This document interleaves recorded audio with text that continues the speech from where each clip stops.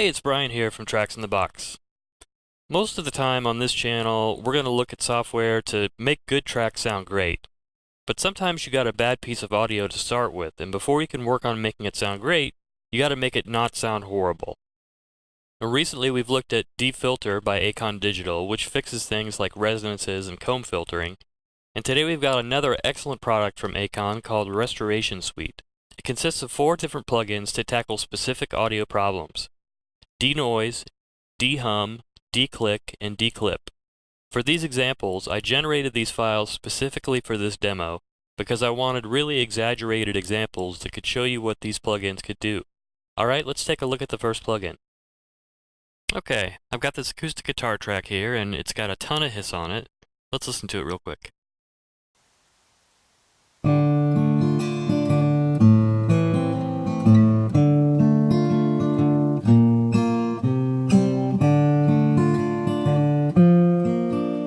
No good, but let's see what denoise can do with it. Now there's a few different ways you can use denoise here. One is learn from noise. You select that option here if you've got some isolated noise.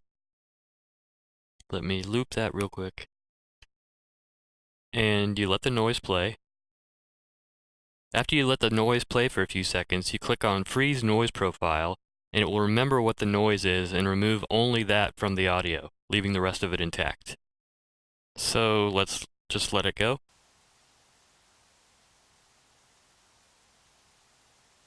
Once this yellow line has stopped moving, it's learned the noise.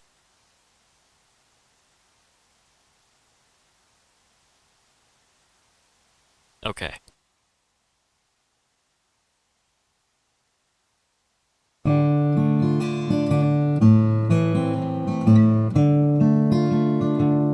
We are getting just a few artifacts here.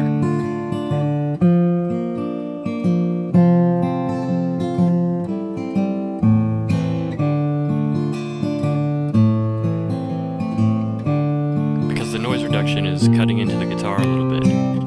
There's a couple ways you can deal with this. First of all, the maximum reduction doesn't need to be at -48 dB.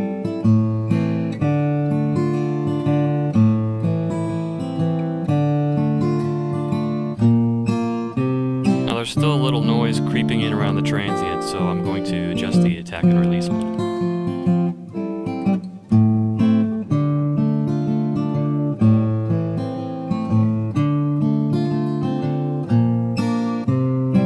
This was without.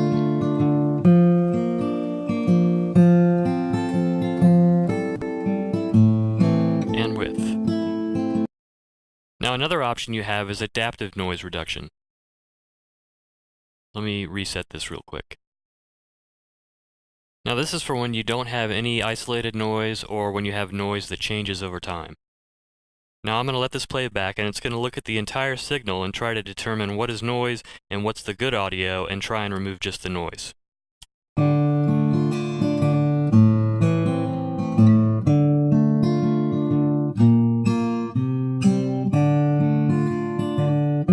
Again, I'm going to bring the release down a little.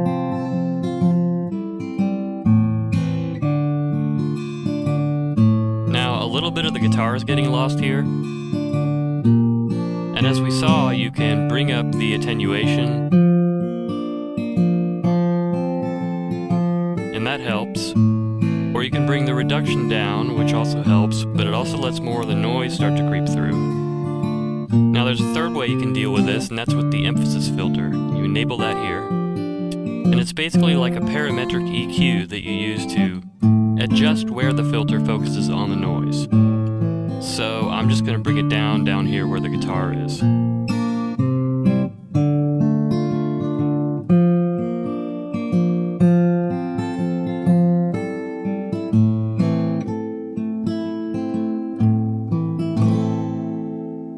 Beautiful.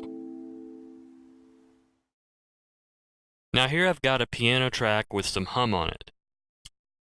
You're never going to run into hum this bad in real life, but let's see what dehum can do with it anyway. Here's what it sounds like.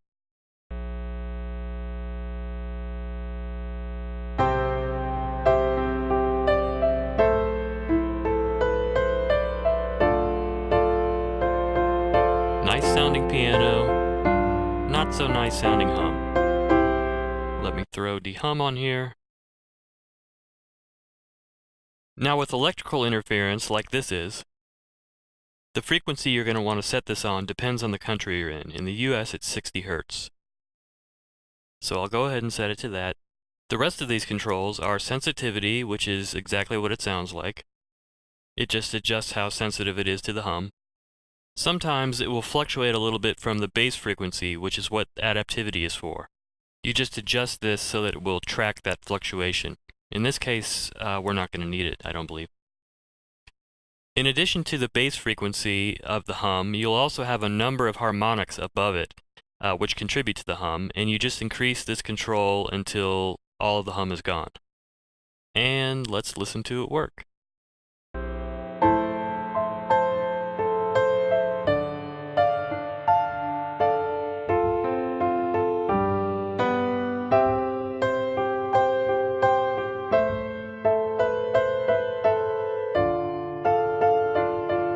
This is without.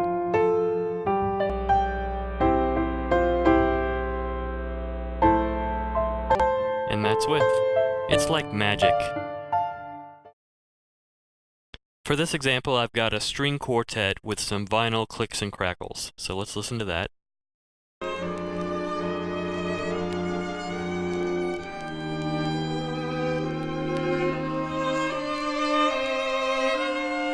And let's see what D-click can do with it. Now you've got two sections here. You've got D-clicker and D-crackler. In the D-clicker, you've got a button to enable it. You've got detect digital dropouts when enabled will attempt to find parts that are missing from a corrupted audio file and fix those.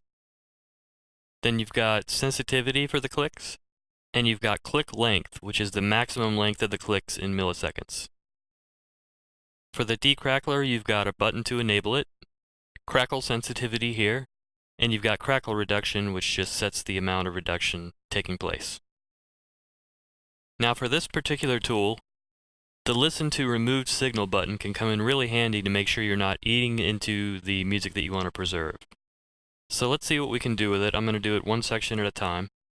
And these displays here show you exactly how much is being reduced by each section.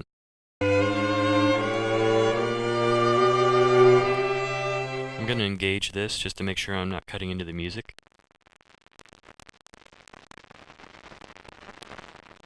Sounds like we're getting into the string territory there.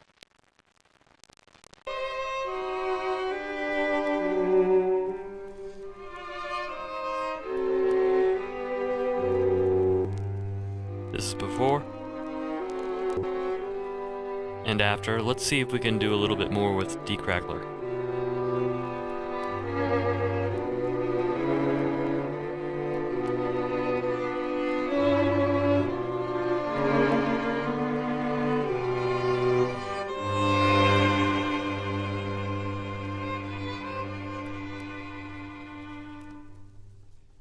Again, this was before.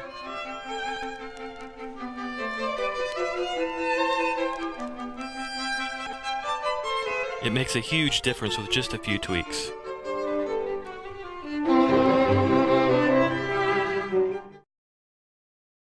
For this example, I've got a piano that was recorded a bit hot and there's some clipping taking place, and I've expanded the waveform here so you can see that this is just totally clipped off flat.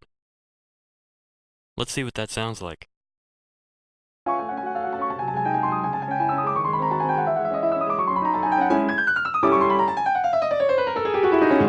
You can hear that crispy, crackling, clipping going on there.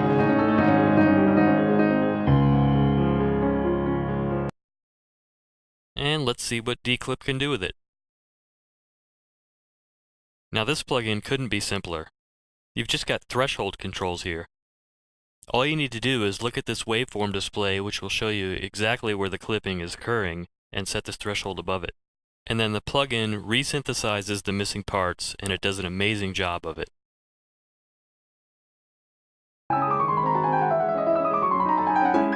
See, you can see here where the clipping is happening.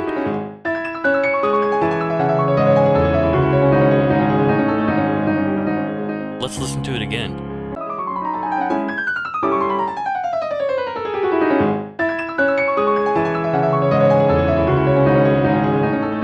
listen to it again without declip.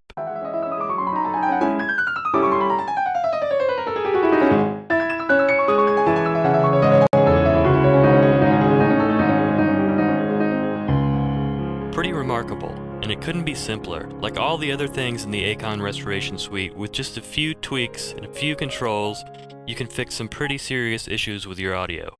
I couldn't recommend it highly enough.